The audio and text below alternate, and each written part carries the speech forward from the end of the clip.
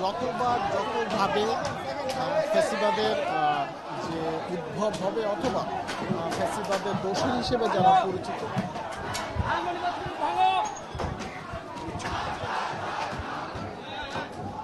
ফ্যাসিবাদের দোষী হিসেবে যারা পরিচিত তারা যাতে কোনোভাবেই বাংলাদেশের রাজনীতি ফেরত আসতে না পারে সেই চেষ্টা কিন্তু তারা চালিয়ে যাচ্ছে।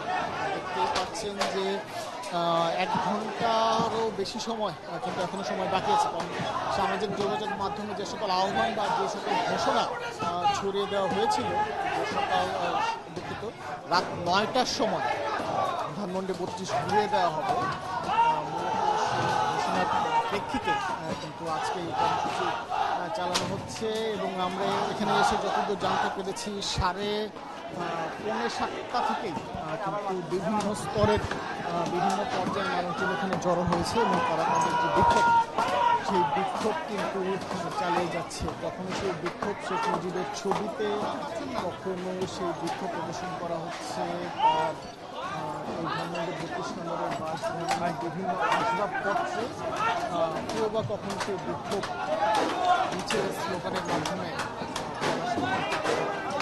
দর্শক, এই যখন ছিল মূল যে ফটো, সেই মূল ফটোটির চিত্র আমরা ঘুরিয়ে ঘুরিয়ে দেখাতে চাচ্ছি। কারণ করে কিছুক্ষণ আগে আমি বলেছিলাম যে 5 শতাধিক মানুষ অপেক্ষা করছে, গত 30 মিনিটে হয়তো বা সেই সংখ্যা 1000 ছাড়িয়ে গেছে ইতিমধ্যে। এবং আমাদের যে সকল সহকর্মীরা রয়েছে তাদের সাথে আমরা যখন কথা বলছিলাম তারা কিন্তু আমাদেরকে জানিয়েছেন রাজধানীর বিভিন্ন পয়েন্টে কিন্তু এখনো বিপুল পরিমাণে ছাত্র জনতা অপেক্ষা করছে এবং তারা অনেকেই সমবেত হয়ে আসার চেষ্টা করছে। সামাজিক মাধ্যমে যে সকল কথাগুলো ছড়িয়েছিল সে সকল কথাতে কিন্তু বলা হয়েছিল যে বুলডোজার দিয়ে এই বাড়িটি ভেঙে গুঁড়িয়ে দেওয়া হবে। যদি বুলডোজার নাও পাওয়া যায় তাহলে সাধারণ মানুষ যাতে নিজেদের কাছে শাবল হাতুড়ি সেগুলো যাতে নিয়ে আসে। যেহেতু সে আহ্বানের প্রেক্ষিতে আপনি দেখতে পাচ্ছেন যে লোহার যে কোনো একটি ধাতব বস্তু দিয়ে মুরালের অপর পাশটি কিন্তু ভেঙে গুঁড়িয়ে দেওয়া হচ্ছে এবং তারা চেষ্টা করছে। আমরা বেশ কিছু শিক্ষার্থীদের দেখেছি তারা বাসা থেকে অথবা অন্য কোনোভাবে সংগ্রহ করে হাতুড়ি এবং শাবল নিয়ে এসেছে।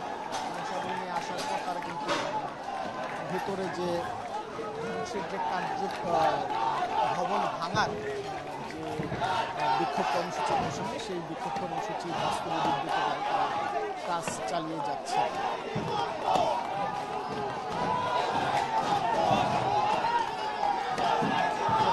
দর্শক আপনাদেরকে জানাচ্ছিলাম সেই মুহূর্তে সাধারণ মানুষের শিক্ষার্থীদের সংখ্যা এবং অন্যান্য বিভিন্ন শ্রেণীর মানুষের বেড়ে চলছে।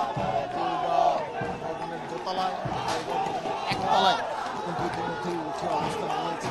ভবনের দোতলার চিত্রগুলি যদি দেখাতে চাই, দর্শক এখানে প্রায় 30 থেকে 40 জনের মতো শিক্ষার্থীদের অংশ কিন্তু উঠেছে এবং তারা যে স্লোগান দিচ্ছে তার স্লোগানের মূল অংশটা যদি আমরা কোনোভাবেই ফ্যাসিবাদ কিংবা ফ্যাসিবাদের বিরুদ্ধে আওয়ামী লীগ অথবা আওয়ামী লীগ না হলেও তার কর্মীরা, আওয়ামী লীগের শীর্ষ নেতৃত্ব না হলেও তার কর্মীরা কিন্তু বাংলাদেশের রাজনীতি করে ফেরত আসতে পারবে।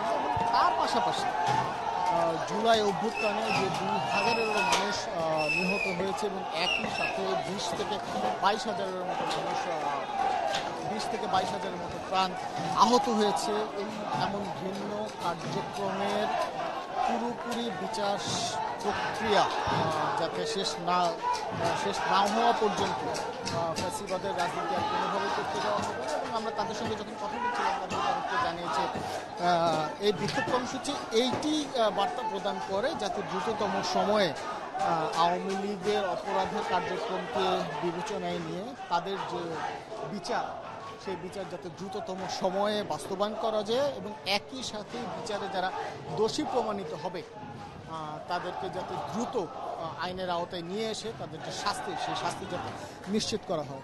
দর্শক, যখন কথা বলছিলাম আপনাদের সাথে তখন ধানমন্ডি 32 নম্বরের যে চিত্র, সেই চিত্র দেখাচ্ছি এবং আপনারা দেখতেই পাচ্ছেন যে বিভিন্ন পর্যায় থেকে বিভিন্ন শিক্ষার্থীরা তারা কিন্তু এখানে এসেছেন এবং তারা এসে কিন্তু তাদের যে ক্ষোভ সেই বিক্ষোভটি প্রকাশ করছে। একজনের সাথে কথা বলছে। আপনি কোথা থেকে এসেছেন, কেন এসেছেন? আমি যাত্রাবাড়ি থেকে এসেছি। আমরা ফেস্টিভালের টুলসকে আপনার ধ্বংস করার জন্য এসেছি। আমরা এই বিল্ডিং ভাঙতে আসি নাই। আমরা মূলত বিল্ডিংটা একটা ফেস্টিভালের টুলস, যে ফেস্টিভালের টুলসটাকে ব্যবহার করে মানুষকে মারা হয়েছে, গুম করা হয়েছে। আমরা মূলত এই ফেস্টিভালের টুলসকে ভাঙার জন্য আসছি। আমরা নিছক একটা বিল্ডিং ভাঙতে আসি না। দর্শক শুনছিলেন যে সমবেত যে বা যারা আসছেন তারা কিন্তু নিজেদের উদ্দেশ্য, নিজেদের আসার কারণ তা কিন্তু ফুটিয়ে তুলছেন এবং হয়তো বা সময় যত গড়াবে আমরা যে বুঝতে পারছি ধানমন্ডি 32 এবং তার আশেপাশে শিক্ষার্থীদের অথবা সাধারণ মানুষের যে অংশগ্রহণ সেই অংশগ্রহণ আরও বাড়বে। একটু যদি পেছনের দিকে যাই, আমি আমার ক্যামেরা পার্সনকে একটু বলি ফারিজের দিকে আসুন।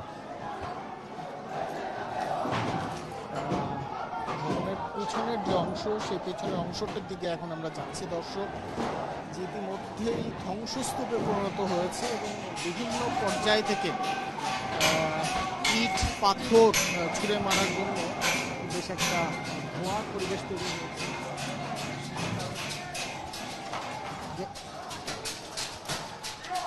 সেই বিষয়টি দেখতেই পাচ্ছেন। আপনাকে বলছিলাম যে ভবনের দ্বিতীয় তলায় 50 থেকে 100 জনের মতো শিক্ষার্থী কিন্তু উঠেছে এবং আমরা যদি ভবনের বিপরীত যে পাশ সেই বিপরীত পাশটি দেখাতে চাচ্ছি।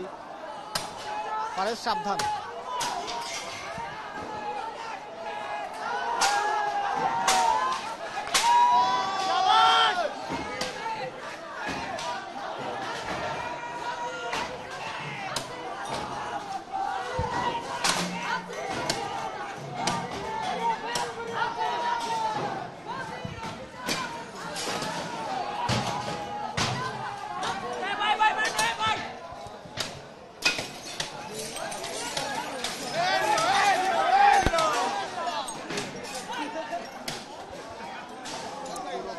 দর্শক, আরো যারা বিক্ষোভ প্রদর্শন করছেন তাদের সাথে যদি একটু কথা বলি আমরা, যদি আপনি সরাসরি সংযোগে আছেন ফেসবুকে।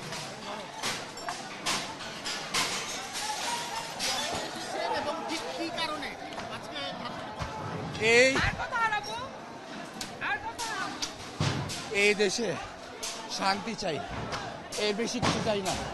এরকম একটা ফ্যাসিস্ট মহিলা, রক্তপিপাসু মহিলা, তাকে এই দেশে এই বাড়িতে এখানে বসে তারা সব রকমের চক্রান্ত করত, তখন জ্বালিয়ে দেওয়া হয়েছে, এখন ভাঙতে এসেছে, এটা ঘুরিয়ে দেওয়া হবে। আওয়ামী লীগের কোন চেতনা এই দেশে থাকবে না, ফ্যাসিস্টের কোন আস্তানা এই দেশে থাকবে না।